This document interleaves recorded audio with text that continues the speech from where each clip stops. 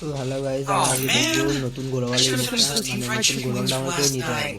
ইভেন্টে যে নতুন গ্লোবাল এসছে এই গ্লোবালটা আমরা কীভাবে নেবো। ওকে, তো এখানে একটা মিশন, দুটো, তিনটে। এবার আমরা এই তিনটে কীভাবে নেবো।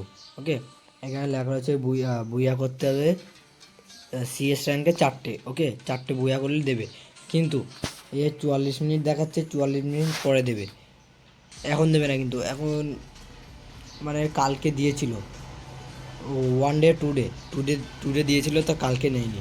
মানে কালকে তো ইভেন্ট শুরুই হয়নি, ইভেন্ট শুরু হয়েছে আজকে।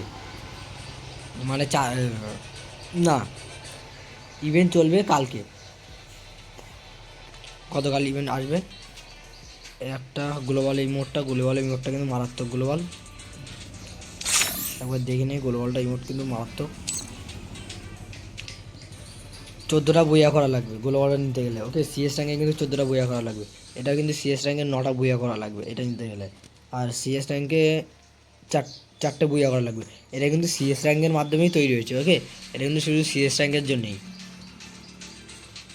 তো গাইস, আজ পর্যন্ত ভিডিওতে এত অবধি থাকবে। আপনারা যদি গ্লোবাল নিতে চান তাহলে কিন্তু 14টা বইয়া করা লাগবে। ওকে, সিএস র্যাঙ্কে 14টা বইয়া করলে আপনি এই গ্লোবালের স্ক্রিনটা পেয়ে যাবেন। তো ভিডিওটা আজ পর্যন্ত এত অবধি থাকবে গাইস। আসসালামু আলাইকুম।